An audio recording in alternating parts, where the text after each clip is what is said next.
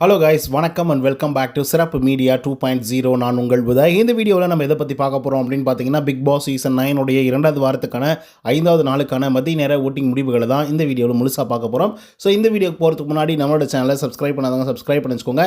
பக்கத்தில் ஒரு bell icon இருக்கும், அதையும் ப்ரெஸ் பண்ணி ஹாலில் போட்டுக்கோங்க. அப்போ தான் நாங்கள் அப்டேட் பண்ணுற ஒரு வருஷமும் உங்களுக்கு நோட்டிஃபிகேஷன் வந்து சேரும். அதை தான் இந்த வீடியோ குறைஞ்சபட்சம் ஒரு 1000 லைக்கான எதிர்பார்க்குறோம். ஸோ லைக்கை போடுங்க, வீடியோ பாருங்கள். வாங்க இந்த வீடியோக்குள்ள வந்து போகலாம்.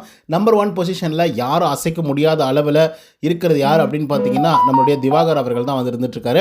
அவர் வாங்கிய ஓட்டுகளுடைய எண்ணிக்கை அப்படின்னு சொல்லி பார்க்கும்பொழுது கிட்டத்தட்ட 1,52,688 ஓட்டுகள் ஆகும். அண்ட் பர்சன்டேஜ் வைஸ் அப்படின்னு சொல்லி பார்க்கும்பொழுது 23.47% காலை நேர முடிவு என்பது வந்திருந்தாங்க. அதே போல் 23.47% இப்போதைக்கு வந்து இருந்துட்டுருக்காரு திவாகர் அவர்கள். ஸோ மற்றவங்கெல்லாம் என்னதான் பயங்கரமாக காம்படிஷன்லாம் வந்து பண்ணிட்டு இருந்தாலும் திவாகர் அவர்களுக்கு அதிகப்படியான வாக்குகள் வந்து விழுந்திருக்கு. கிட்டத்தட்ட 27,000 வாக்குகள் வந்து விழுந்திருக்குன்னா பார்த்துக்கோங்க. அதாவது செகண்ட் பொசிஷனுக்கும் ஃபஸ்ட்டு பொசிஷனுக்கும் இடையே உள்ள வேறுபாடு. செகண்ட் பொசிஷனில் சபரிநாதன் அவர்கள் வந்து இருக்காரு. அவர் வாங்கிய ஓட்டுகளோட எண்ணிக்கை அப்படின்னு சொல்லி பார்க்கும்பொழுது 1,25,507 ஓட்டுகளாகும். அண்ட் பர்சன்டேஜ் வைஸ் அப்படின்னு சொல்லி பார்க்கும்பொழுது 19.57% காலை நேர முடிவின் போது வந்திருந்தாங்க. பட் இப்போ வந்து பார்த்திங்க அப்படின்னா 19.36% வந்து இருந்துட்டு இருக்காங்க நம்மளுடைய சபரிநாதன் அவர்கள். ஸோ சபரி என்னதான் விட்டு கொடுத்து ஒரு கேம் வந்து பிளான் பண்ணி பயங்கரமாக விளையாடினாலும் கூட அவரால் திவாகரை பீட் பண்ண முடியல அப்படிங்கிறது தான் உண்மை. 3வது பொசிஷனில் யார் இருக்காங்க அப்படின்னு பார்த்தீங்கன்னா, விஜே பாரு அவர்கள் வந்து இருந்துகிட்ருக்காங்க. அவங்க வாங்கி ஓட்டுகளோட எண்ணிக்கை அப்படின்னு சொல்லி பார்க்கும்பொழுது 70,642 ஓட்டுகளாகும்.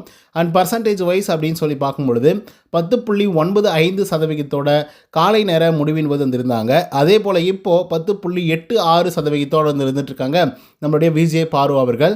ஸோ இவங்களுக்கு ஒரு சரியான வரவேற்பு வந்து கிடச்சிருக்கு. இது எதுக்காக சொல்கிறேன் அப்படின்னு பார்த்தீங்கன்னா, கம்ருதீன் வந்து பார்த்திங்கன்னா இந்த வாரத்தோட தொடக்கத்தில் 3வது பொசிஷனில் இருந்தார். பட் இப்போ அவங்க 4வது பொசிஷனில் வந்து இருந்துட்டுருக்காங்க. பட் விஜய் பார்வதி 4வது பொசிஷன்லேருந்து இப்போ 3வது பொசிஷனுக்கு வந்து போயிருக்காங்க. 4th பொசிஷனில் கம்ருதீன் அவர் வாங்கி ஓட்டுகளோட எண்ணிக்கை 58,749 ஓட்டுகளாகும்.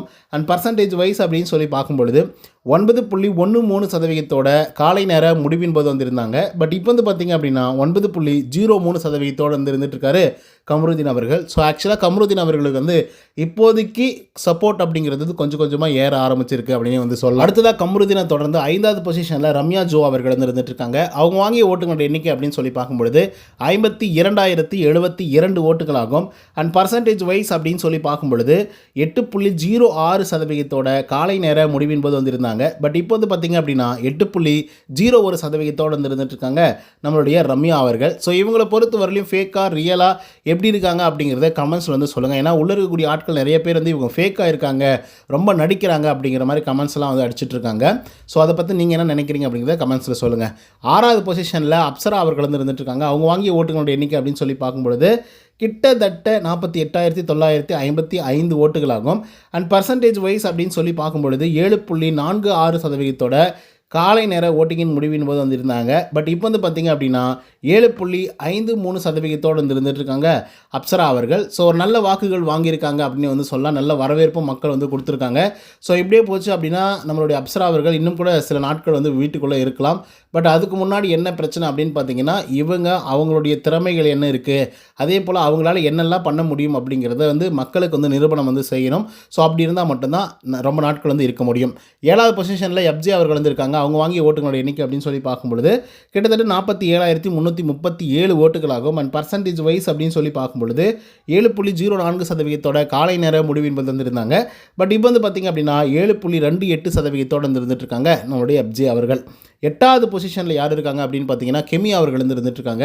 அவங்க வாங்கிய ஓட்டுகளோட எண்ணிக்கை அப்படின்னு சொல்லி பார்க்கும்பொழுது 47,169 ஓட்டுகளாகும். அண்ட் பர்சன்டேஜ் வைஸ் அப்படின்னு சொல்லி பார்க்கும்பொழுது 7.1% காலை நேர முடிவின் போது வந்திருந்தாங்க. பட் இப்போ வந்து பார்த்திங்க அப்படின்னா 7.25% வந்து இருந்துட்டுருக்காங்க கெமி அவர்கள். ஒரு நல்ல வரவேற்பு வந்து கிடைச்சிருக்கு அப்படின்னு வந்து சொல்லலாம் அப்படின்னு சொல்ல முடியாது. ஏன் அப்படின்னா கெமியா வந்து நல்ல பிளேயர். ஸோ அவங்களுக்கான வாக்குகள் வந்து இன்னும் கிடைக்கலையோ அப்படிங்கிற எண்ணம் எனக்குள்ளே வந்து இருந்துகிட்ருக்கு. 9வது பொசிஷனில் அரோரா சிங்குலர் வந்து பார்த்திங்கன்னா இருந்துகிட்ருக்காங்க. அவங்க வாங்கிய ஓட்டுகளோட எண்ணிக்கை அப்படின்னு சொல்லி பார்க்கும்பொழுது 46,980 ஓட்டுகளாகும்.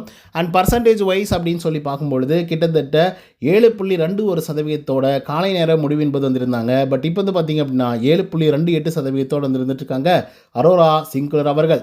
பட் அப்படியெல்லாம் இருந்தாலும் கூட அவங்களுக்கான வாய்ப்புகள் அப்படிங்கிறது வந்து ரொம்ப ரொம்ப குறைவாக இருக்கும் அப்படிங்கிற மாதிரி வந்து தோணிட்டுருக்கு. ஸோ அதன் காரணமாகவே வந்து பார்த்திங்க அப்படின்னா ரொம்ப குறைவான வாக்குகள் வந்து வாங்கிட்டு இருக்காங்க. அண்டு ஒட்டுமொத்த ஹவுஸ்மேட்ஸ் அண்ட் வெளியே இருக்கக்கூடிய ஆட்கள்லாம் வந்து சிங்க்குலரை வந்து வெளியே அனுப்பிச்சிருங்க. இதுக்கப்புறம் அனுப்பிச்சிங்க அப்படின்னா அங்கே இருக்கக்கூடிய ஆட்களோட சிங்க் ஆகி வேறு மாதிரி ஏதாவது ஆகிடப்போகுது. 3 மாதத்துக்கு அப்புறம் 105 நாட்கள் வந்துடும். ஆனால் 3 மாதத்துக்கு அப்புறம் இவங்க மாதம் ஆகிட போகிறாங்க அப்படின்ற லெவலுக்கு வந்து பார்த்திங்க அப்படின்னா ஃபீல் பண்ணி வந்து பேசிகிட்டு இருக்காங்க.